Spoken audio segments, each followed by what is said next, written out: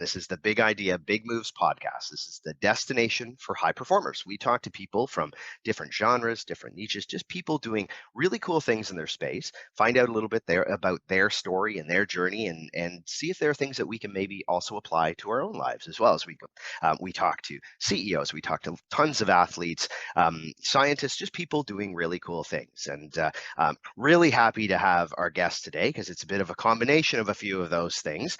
Really lucky to have Whitney Johns with us today. She's an accomplished athlete, personal trainer, model, successful entrepreneur. She has her own kind of online training and nutrition businesses, is a health and wellness influencer, and has over 1 million followers on Instagram alone. And she has been featured in publications, everything from Muscle and Fitness to Vitality magazine. And most recently, she's taken up boxing and won her match against fellow influencer Amber O'Donnell recently. So we'll get into all the other stuff, but maybe first of all, congratulations on that and what happened in Dublin not too long ago. Thank you. It was a blast. The boxing journey has been wild. It was like sort of a new challenge, kind of a new mountain to climb. And it's been quite a journey to really go through an actual like professional fight camp, 2 in a row, very close together, very consuming, but it was just everything that I knew it would be in terms of personal growth and just learning so much about yourself. I always tell people, like, take on a challenge that just scares the crap out of you, because you'll learn more about yourself than you can without, right? So I had a blast. And yeah, we might have a couple more coming up, so we'll see where that develops. Very cool. Now, boxing is not the kind of thing everybody automatically assumes is that, that you'd kind of jump into, or many people would jump into, because it is not only a very specific type of sport, which often takes a lot of training, but it's also something that, people probably just don't automatically assume that anyone really wants to kind of jump in as something after they've done a career in other things. Why was that something that you just realized, okay, that's something I want to try? Yeah, it's not something everybody wants to do, is go get punched in the face, Right.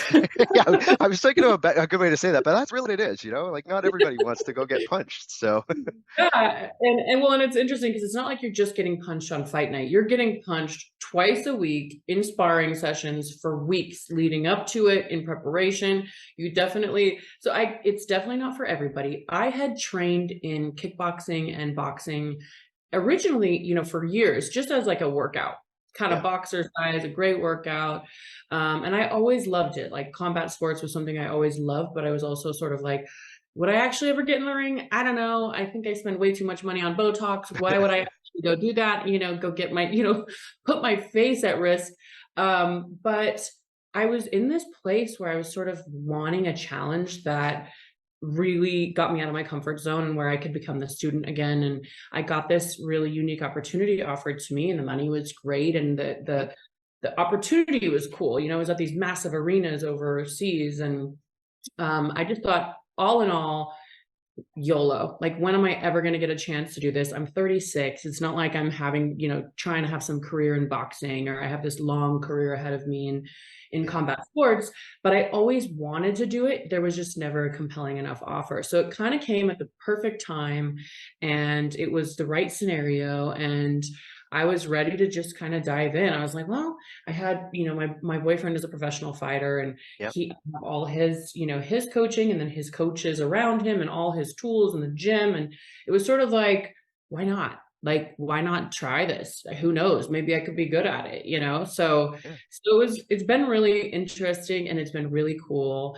And I kind of got the bug, I do think, like, I'm a very physical person anyways. And so physical challenges, like, I used to compete in bodybuilding, and it's like physical challenges that really push you past your limits of what you actually think you're capable of are so good for you and your mental health. And they're so good for just growing, even spiritually, physically, mentally, all of the ways. I think it's really important to keep yourself on your toes throughout life. Like it's sort of like, why not? Like try different things. You never know. Maybe you're a wizard at something and you have no idea.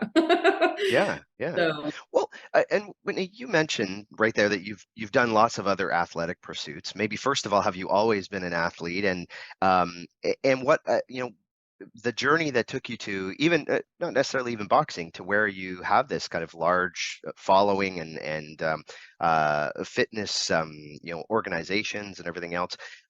How tell us a little bit about your journey in getting there because you have tracked through a few different sports and things like that as you've went along. mhm. Yeah, well, it's interesting because as I was younger, growing up, I always felt like I have all this athletic energy that I needed to express. But every sport that I tried, I kid you not, I was awful. Like basketball, terrible. I even tried cheerleading, dance. Like there's some synapses in my brain that doesn't fire when it comes to certain things, certain activities. If there's too much to think about, I'm like, whoa. So I started lifting weights when I was 16. My dad got me in the gym and I was like, you know what? I can do this. I can curl a weight 10 times, no problem. That's, choreography, forget it, but I can get in there and pump iron. So I really got hooked on that. But more just the feeling of when you're in it and you're connected to your body and you're training hard and you're working towards a goal, just all of the things that came with it. I was like, okay, I love this and I'm an addict. So I was really big on weight training from the time I was 16 until today. Yeah. And that was sort of my bag. And then I got into, just different types of workouts, different hit workouts, different things like kickboxing and boxing, where it challenged me in different ways. And, I realized somewhere along the way, I think I was about 26 when I realized I had been trying different things and like, what do I want to do for a career? Okay, I'm going to try some marketing. I'm going to try a sales business. Got a little marketing degree. Hmm. And then I still use that today, but I knew that I couldn't work in an office. I knew it was just very soul sucking for me. And it was very Yeah. just like, it was killing my spirit, right? I have a hard time working for other people. Hmm. Hmm. I need to work for myself. So I realized that. And then I realized, what would I do? I was doing some modeling stuff, some freelance stuff, but nothing really fed my soul. And it was sort of like, what would I do for free? What would I do?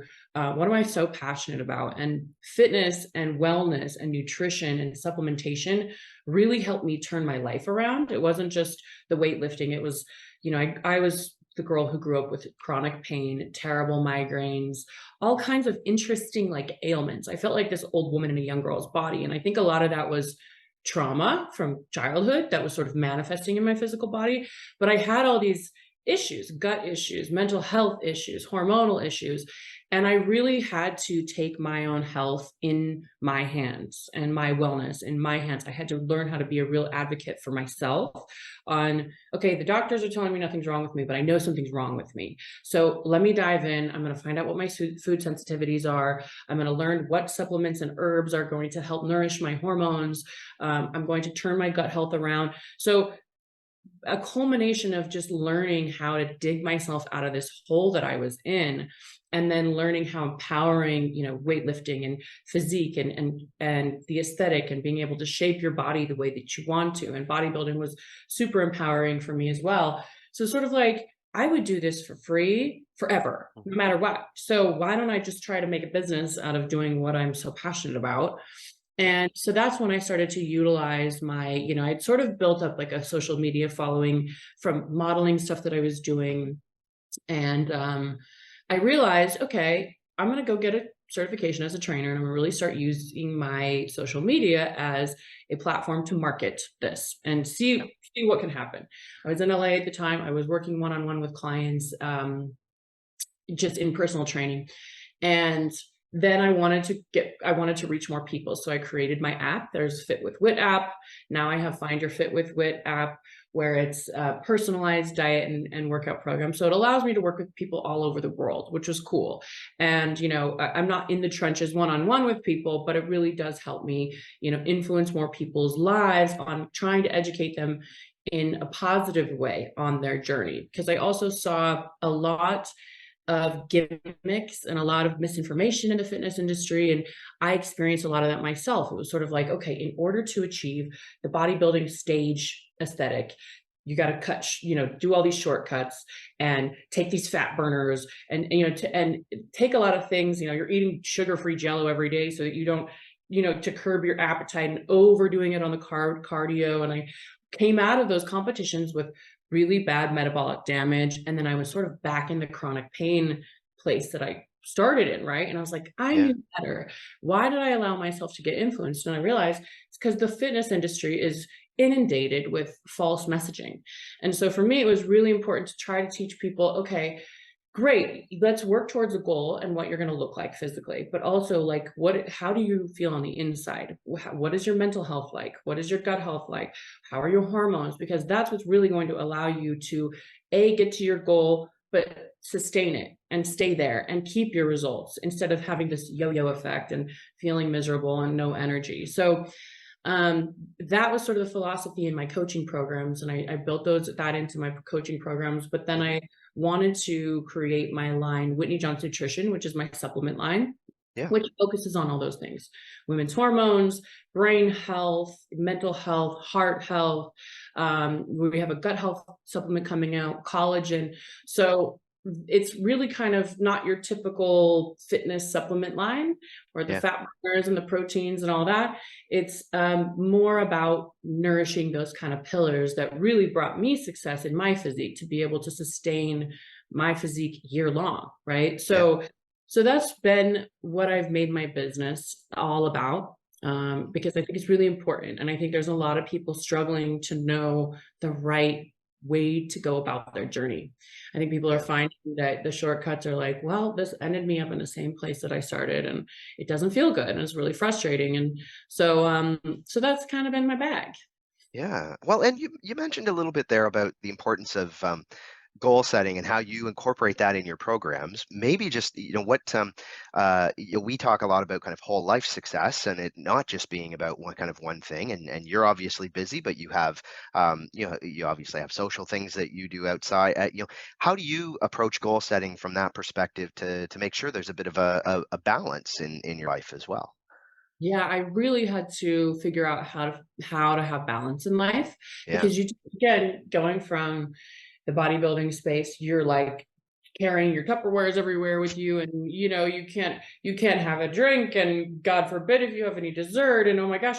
So for me, I realized that when I was stressing about those things and I was miserable and there was no joy in my life and there was no balance, I didn't look good either, right? You might have a certain leanness to you, but you can see it all written all over your face. The stress does so much more to your body to really backfire on all this work that you're doing, than allowing yourself, the 80-20 rule of like, you know what, I think it's important to build a base and to have a period of time, like say it's a 6-week period of time. I always tell people when they come to me with my clients, okay, have 6 weeks where you aim for perfection, but you allow yourself little treats here and there. After that, it's like, okay, you have these habits, you have education, you know how much your body needs in terms of macros and calories, what your servings need to look like. Now we can get into more of a place of intuitive eating. We don't have to track every little thing. We can really get into this place of more, okay, I know what I need to do. I'm going to stick to this 80%, and then I'm going to allow myself to have 20% of joy, because life happens. And then what's the point of life if you can't Yeah. enjoy it? You can't have family, you can't have social events. And to me, I look so much better when I'm not, and clients too, so much better when you allow some of that. So I think it's part of it is keeping yourself in line and being really disciplined at first, but then allowing yourself to really like have that flexibility, because again, it's about sustainability. Nobody can be a robot and perfect forever, right? Yeah. It's not going to happen, and you're going to end up like just saying screw it and then going completely the other way. So I realize, we have to have our little joys in life. Like I have a drink here and there. Like when I'm in fight camp, I don't, but I'll Mhm. have a drink here and there. I enjoy cheat meals. But I think if you can make sure that a majority of your meals at home or during your work week are clean, cheats are going to happen. There's going to have, you're going to have events, you're going to have social things, you're going to end up going out to dinner, and you're going to have these opportunities to cheat. So if you can just focus on the majority bulk of your life is disciplined and within the realm of staying on track, then allow yourself to live beyond that. Yeah, I think that's great advice, because that's I think what people are striving for, is to figure out how do you have something sustainable, and that to me is kind of making something a little more sustainable. Um, One of the things, Whitney, that you have comes with that whole piece of being, obviously, you've got lots of followers on multi platforms, and people know who you are, or think they know who you are from that. Um, but there's probably really great things that come with that, because obviously that's a lot of your success around your programs and all of those things. But there's probably challenges with that too, because lots of people online have great things to say. Lots obviously don't when you're a high profile person. And maybe just how do you deal with that? Because we have talked to a couple of people that are in those same kind of boats, and everyone has a different way of kind of either compartmentalizing, or just kind of a way of approaching it. And how do you do that when you're so out there with your the people that are following you? Yeah, it's really interesting because you definitely get hate. And it depends on kind of what you're doing too. And I think anytime, like for instance, when I got into the boxing thing, Hmm. oh my God, the haters came out of the woodwork because they're like, wait, people don't want to see you successful. Certain people don't want to see you successful, and they don't want to see, and they're going to be clapping if you fail. Like my first fight, I lost. Yeah. And I had so many haters just like celebrating. Oh my God, this was great. I love watching her getting punched in the face, and I made the mistake of going down and reading the comments, and it was like, oh my God, that is so hurtful. How dare they? But then it's sort of like, these people wouldn't have clapped if I won. They would have had something negative to say, whether I won or lost, it doesn't matter. And so learning, I love that book, The Four Agreements. You literally have to never take anything personally. It really isn't about you. It's about whatever issues they have going on. Whatever issue they have with you is probably something that you've triggered in them that you can't change. Like you literally can't change. It could be that this person, you remind them of their stepmother that they hate, and they're just like, fuck her. Literally nothing that you did. So you Yep. can't win. And so I've gotten to this place where I'm like, I'm done with trying to hustle for people to like me. And the clients that are attracted to me are attracted to my genuine self. So for me to try to please everybody is literally just keeping me from the people that truly would rally around me anyways.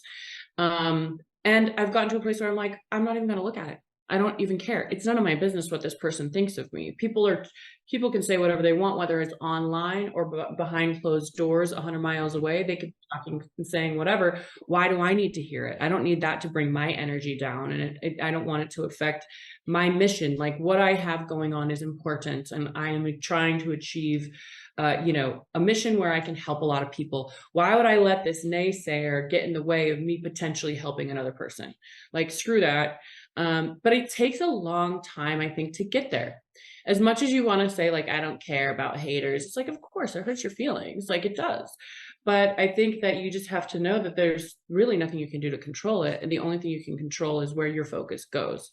So shifting your focus back to your mission is, I think, the biggest service you could do to yourself and to others.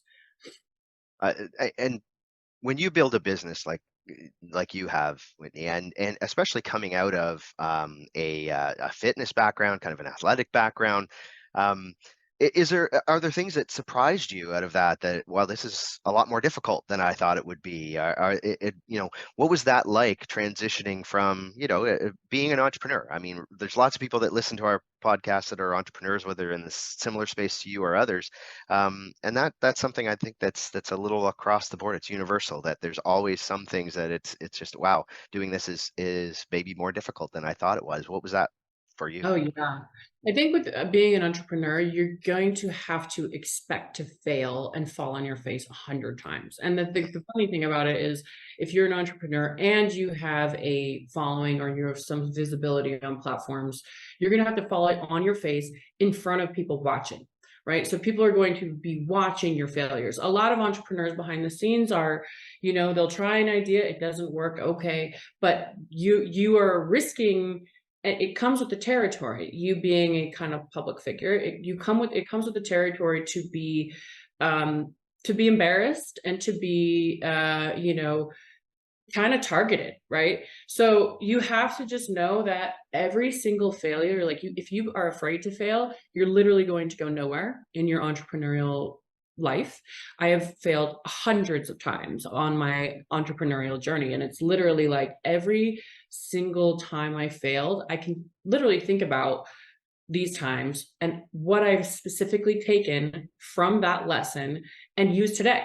It's like an education. It's literally like, you got to think of it as, there's no real college or university for entrepreneurs, right? It's Yeah. literally in the work, it's in the doing it, it's in the failure of it.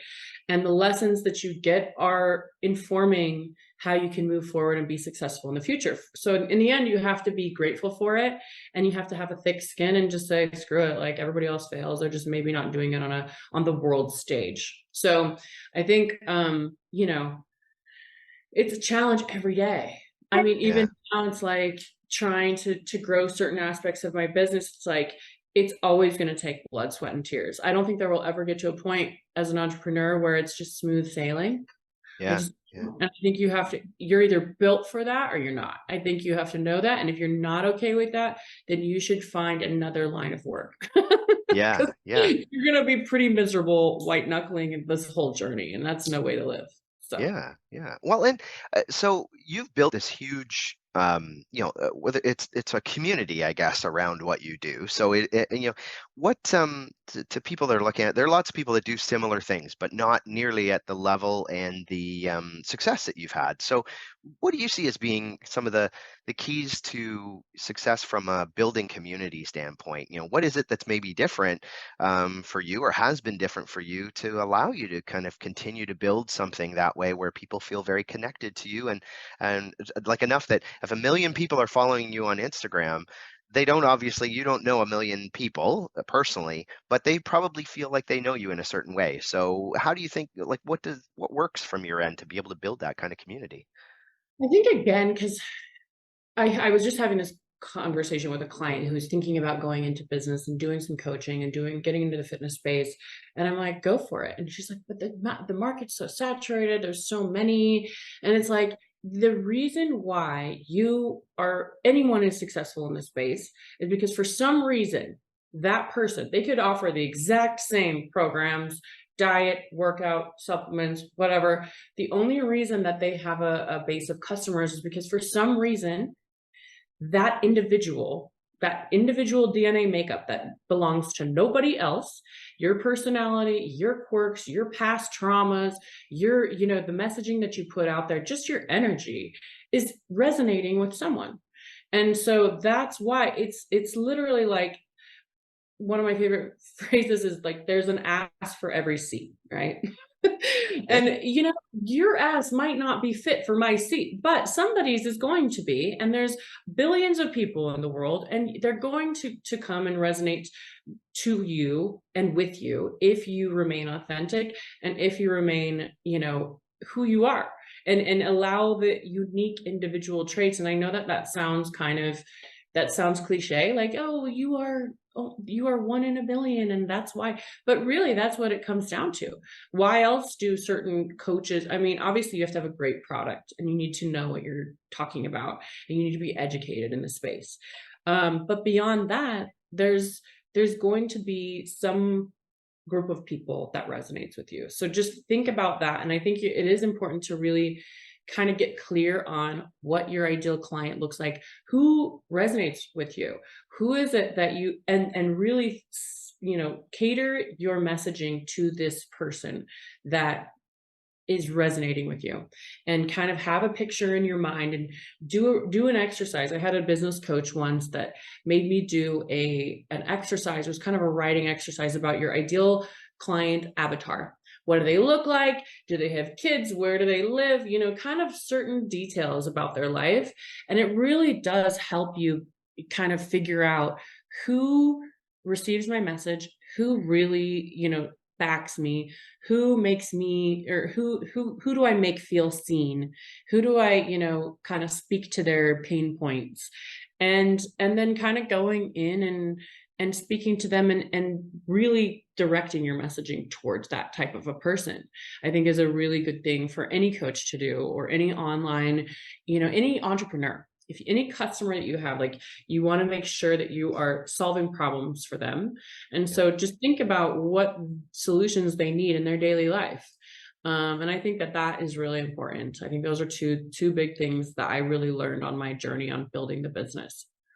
Now you mentioned a business coach there. People probably look to you as being kind of a mentor in that space, and even from kind of our conversation today, I'm sure some of them will. But um, uh, did you have specific mentors as you have gone through this process? Like, is there somebody that you see as, oh, that's the kind of person that I model kind of what I do after, or was it a number of people? How did you go about doing that? It was a number of people.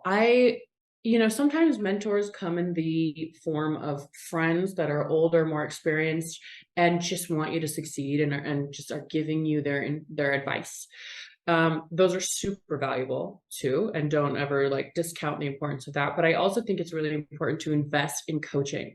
Take a look around. I mean, the world we live in now is it's so accessible to information, right? So try, like, take buy the little intro ebook. If a person kind of sparks your interest, like, I think they know what they're talking about, and I think that they resonate with me, let me just see some of the information that they have out there. Okay, maybe not, let me try this lane. And I think that it really does come from a series of mentors throughout your journey. I've had a series of mentors and coaches and people I've invested money in, and programs, and learning the business. And I think that, I mean, I couldn't have gotten where I am without mentors. I think it's one of the best things that you can do. And I think that's one of the reasons why I believe so much in my product in coaching, is because take it from somebody who can give you a little bit of a roadmap and solve a lot of headaches for you to Yeah. begin. And then take what's valuable, leave the rest, find someone else, like, have kind of a path of just people that know, that have been there before, and that you respect. And take what works for you, kind of Yeah. create your own little program for yourself. So Yeah, no, that's great advice. And last thing before we kind of do a bit of a wrap up question, one thing is people, you have so many people that kind of are exposed to your work and all of those things. They probably have a bit of an idea who you are. Um, is there something that you think people would be surprised if that they would find out about you that maybe would be different than maybe what people might generally think? I think generally people, especially if they only see me physically and they're not Hmm. familiar with, like, even like any of my personality, or I think people don't realize sometimes, like, what a goofball I am, and like what a, what a fuck up I am, honestly. Like, I am just as flawed and, as big a degenerate as the next. I just, I swing both ends of the pendulum. And so for me, it's sort of like, I'm not a perfect person. I don't look perfect every day. I get, I don't just wake up like the way that I look on Instagram. I am just as human and flawed as the rest. I think it's just like, how tenacious are you? Like, how tenacious are you to go after what you want and not settle for anything less? It doesn't mean that you have to be a perfect person, or that you have to know everything, or that you have the best education in the world. It's literally like grit and determination can get you there, and just being yourself. You got to polish up here and there and clean up nice occasionally, but but I think that that's probably one big thing. People don't realize that I'm just like a total dork, actually. So, you know, again, lots of people are probably listening, and what we try to do with every episode is to have a couple of things to take away, and I'm sure they've got lots of that already, Whitney, from the stuff you've shared. But one thing, because you have already talked a little bit about, there would be lots of people thinking, okay, I want to maybe start a business, maybe an online type of business, things like that, and are maybe nervous about doing it. Do you have a couple of tips as to, how they can kind of push themselves forward or start that type of process? Where would you suggest they start? I would say start investing in two different things. One, your knowledge on, your business. Your like beef up your knowledge, beef up your skill level, and then really invest in learning how to market, because you could be the best coach in the world, you could be the best, you could have the best product in the world, but if you don't know how to market and sell and reach people and get eyeballs, then it's totally useless. So I think it's equally as important. I also think learning how to delegate, investing in an assistant or a virtual assistant, investing in the team around you, because that is the only way. I mean, without my team, I would not be able to have built the business that I have. And I think it's really important. Sometimes we want to go cheap on the people around us, or we want to, but it's like you really get what you pay for, and you will end up finding people that can really help 10x your time, so that it frees up your time to allow you to focus on building out the business and your skills and your strong suits, right? But a lot of the little admin stuff, and a lot of the stuff even around the house, I mean, hire a housekeeper. You really have to like utilize your time, because if you're an entrepreneur, your time is split in 12 different directions. And so if you don't know how to delegate and pass off some of the stuff that's you're not the best at, then you're going to be spinning your wheels your whole life. So I think marketing, education, and then team is a huge, these are huge factors in being able to grow. Yeah, I mean, absolutely great advice, and I think that whole leveraging other people part is the one that's missing a lot of the time. Everyone wants to be able to do things on their own, and that's not a recipe to be able to pull yourself out of the business at some point too, but also to do the part that you're really good at, and allow the other people that have those skills to help you grow. So great advice. If over the next little while, Whitney, what's coming up, I guess, would be the first part. Any other kind of big things on the horizon, and if people are trying to follow you and what you're doing, and maybe take a look at some of your programs and things like that, what are some of the best ways to do that? Yeah, so a few things that are coming up that I'm really excited about are we're launching my gut health product, which is going to be a game changer. I'm so excited about this. This has been my little baby formulation.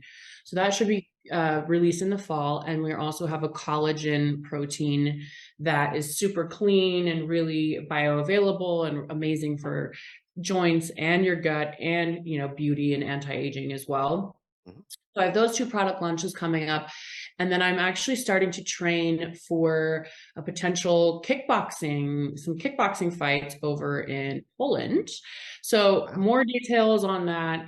Kickboxing was kind of my first love, and then I got into the boxing thing, and now I'm going to, train for a few months and see how I like it, and see if it's feasible, because it is a new batch of weapons and injuries you have to look out for. But I do think with the right training, I'm like, why not? There's some good opportunities in that space. So that's sort of on the horizon as well. And that will solidify more. And then in terms of finding me, my programs or my supplements, whitneyjohns.com can take you to all the right places. And I'm at Whitney Johns on Instagram, on TikTok, on Twitter, on all the things, Threads. I mean, there's a new freaking social media platform every day. Sometimes I'm like, Yeah. can we stick with one, Just please? one at some point, yeah.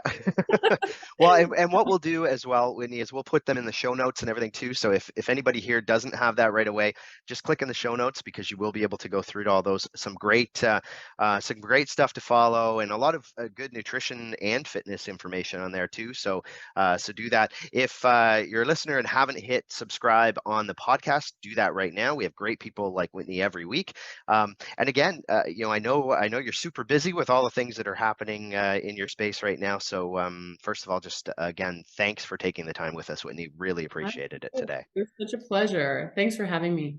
All right. And everybody else, we will talk again on Big Idea, Big Moves.